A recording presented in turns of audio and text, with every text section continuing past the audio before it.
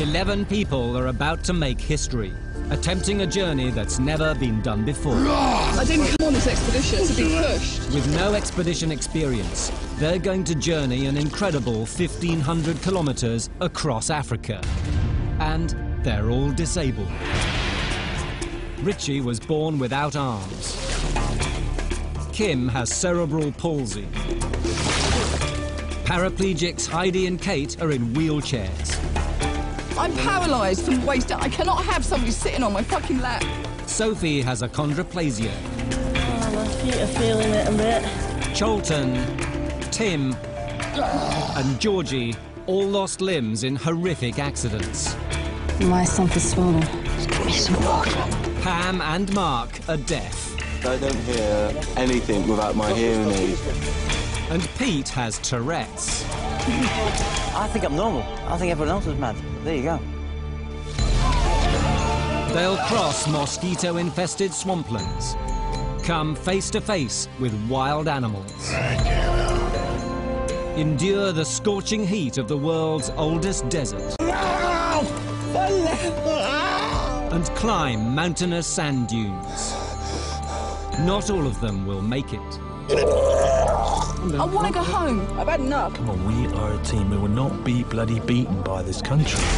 But every one of them accepts the challenge to push themselves beyond the boundaries of their disability and change the perception of others.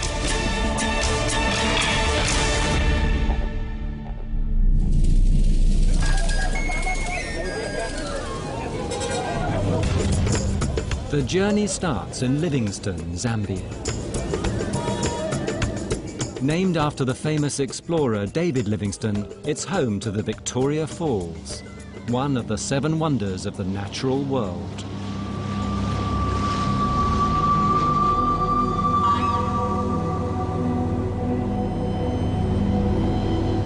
The team are all volunteers. None of them know each other. Their mission is simply to do what defeated Livingstone: cross Africa.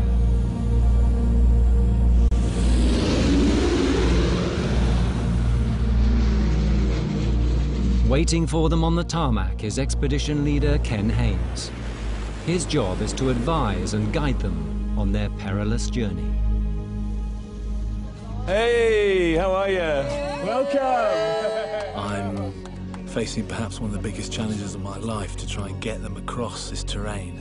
It's going to be a test to their spirit to see whether they can adapt, whether they can improvise, whether they can overcome their own personal fears, their tiredness, the fatigue, the heat, the cold, to get through it to the end. Yeah, lovely to see you. Hi, darling. Hi, sweetheart. Hi, are you all right? Yes, thanks, you. Ahead of them lies a route that encompasses 4 ecosystems: the swamps of the Zambezi River to the wetlands of the Caprivi Strip in Namibia. Then they'll cross the baking Namib Desert before reaching the sand dunes of the Skeleton Coast. If all this wasn't enough, Ken's new arrivals have just a day to acclimatise and get to know each other. It isn't going to be easy to create a team out of a group of such strong-willed individuals, each with very different life experiences. Ta-da. Well, I've got obviously no arms, but I've got a finger here and a finger here. This one's broken, so it just flops about. I've got quite a nice chest, as you can see, but there's no reason for it. It's just luck. No one knows what it is. Richie was born with a mysterious syndrome that defies medical explanation. In the womb, his hands and arms simply didn't form. But he's never considered this condition to be a disadvantage. Looks worse than it is, really. 19-year-old Sophie was born with achondroplasia, commonly known as dwarfism. You get people coming up to you saying, "Why are you short? Why are you like that? Why are you short?" And sometimes it can be like, "Because God made me like this." Or sometimes you just discuss it with them and say, "I'm short because I've got a disability." I think it's a lot easier to just carry on and just to pass by and ignore it. but to confront it is the hardest thing. 8 years ago, ex-soldier and extreme sports fan Tim lost his left arm in a motorbike accident. I was a rock climber, windsurfer. I'd done skydiving in the Air Force. I was playing five-a-side football the day before the accident. I used to race motorcycles, repair bikes, repair anything with an engine, and that was all gone. It was just completely gone. But Tim won't let his disability stop him doing the things he loves. Anybody that tries to disparage what we're doing and sort of point out, oh, but you're all disabled, you know, this, that, and the other. Who's disabled? You know, we're doing something that most able-bodied people would flinch at. But before the group set off on their epic journey, Ken has organised a surprise. For you, the challenge really begins here. Behind you, the river descends into a gorge. To bond as a team, I challenge you to run the Zambezi River Gorge in rafts. The Zambezi River is classed as a level 5, which makes it one of the most dangerous rivers. It's going to be an extreme bonding exercise. Ken is only too aware that disability forces self-reliance. Doing things for yourself becomes a necessity. To survive the Zambezi, they'll have to work as a team. If they don't, they'll be thrown into the swirling rapids. It's not an easy descent, especially for Kate with partial paralysis to her left side, and Kim, who with cerebral palsy can't fully coordinate her body movements. It's difficult for her to walk very long unaided. We've got 70 foot of really hard going rocks. We're going to have to transfer them to the board, I think. As the trail down becomes more difficult, it's not possible to carry Heidi's chair any further. Unlike Kate, she's completely paralysed below her waist and must be stretchered down. 3 years ago, Heidi was a working tree surgeon. Her life changed forever when a tree she was cutting fell on top of her. The minute it hit me, I knew I was paralysed. The millisecond it hit me. So the tree kind of pummeled me face first in the mud.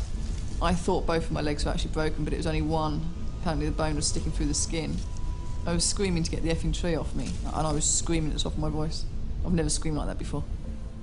The hardest, darkest moments were actually the first 3 weeks, because that's when you lie on your back, can't move, can't do anything. And that's when reality hit in that I wasn't going to walk again. Keeping a close watch is the expedition doctor Mukul Akawal. He'll be their shadow for the whole journey, attending to injuries day and night. But right now, he's worried, seriously worried. Below the level of an injury for a spinal cord, you get osteoporosis, so your bones become much more fragile. So Heidi or Kate banged up against some rocks could easily break bones. It's water, it's unpredictable, it's rapids. It's the unpredictability that always makes me nervous. Some of the rapids can pull you under if you're in the wrong place at the wrong time. You could drown somebody here. Somebody could easily get drowned. Probably the best river I've ever seen. I've never seen anything like that before. That is just awesome. That's out of this world. At the bottom, it's a boiling mass of water, separating the team from their kayaks. To get to them, they'll each have to jump into the raging torrent. It's the first great test for Richie. I've never jumped into water, not even a swimming pool, so I'm shitting myself big time. We'll get there. I'll do it. For you, the challenge really begins here. Do you accept the challenge? Yeah! Well done. Good luck. Leg amputee Cholton is the first to jump.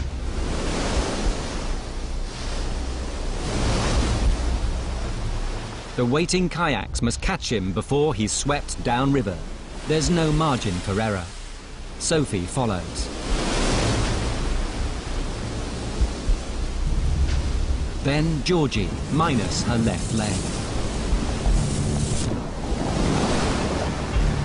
And Heidi, carefully lowered.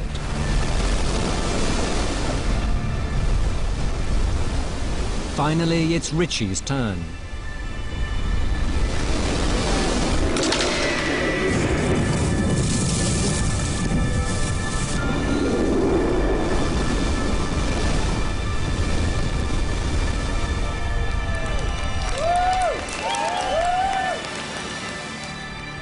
The team have been divided into 2 rafts. One for the more seriously physically disabled, including Heidi, Kate and Richie, and one for the rest. But it's an academic division. Ahead in the dark canyon are the rapids. The most notorious is rapid number 4.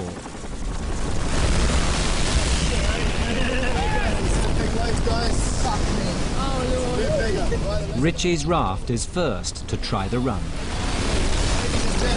Come on!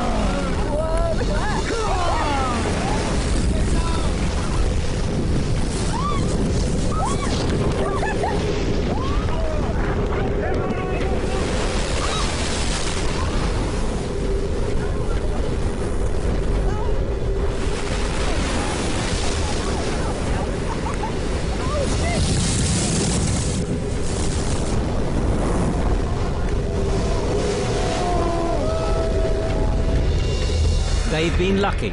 They're through the worst part, but only just. That's enough now. Tim and Sophie's raft is next. They'll need to take exactly the same route to avoid disaster.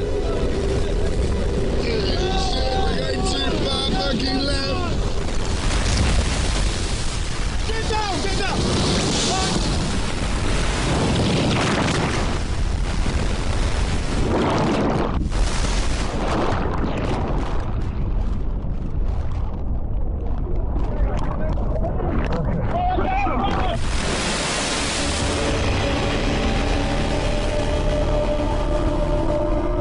They've gone over.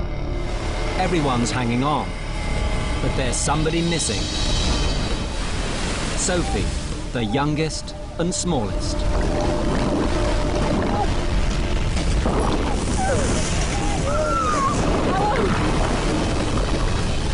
She's being inexorably swept into the teeth of the next rapid.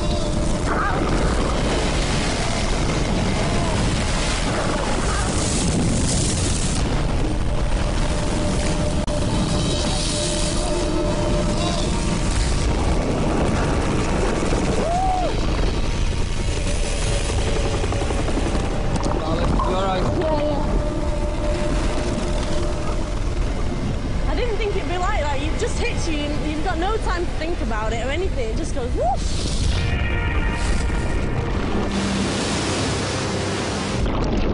All happened so quickly. Suddenly we were underwater and there was Sophie floating past and I tried to catch her hand. At one point someone was holding on to me and I was like, get out!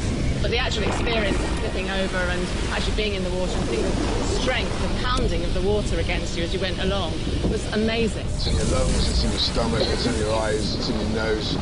It's all over you. It's all over you. You can bend. Most of the time you're in it. Just liquid. Simple as that. Bring on the next 19. There's another 7 miles of canyon and 19 rapids to go, testing the team's strength to the limit.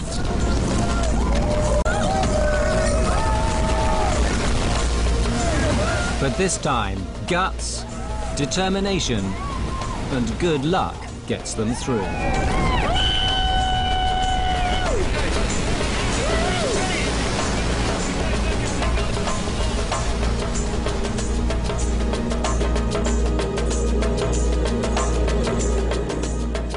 After a 10-hour baptism of terror and exhilaration, they finish with a 700-foot climb to the top of the gorge.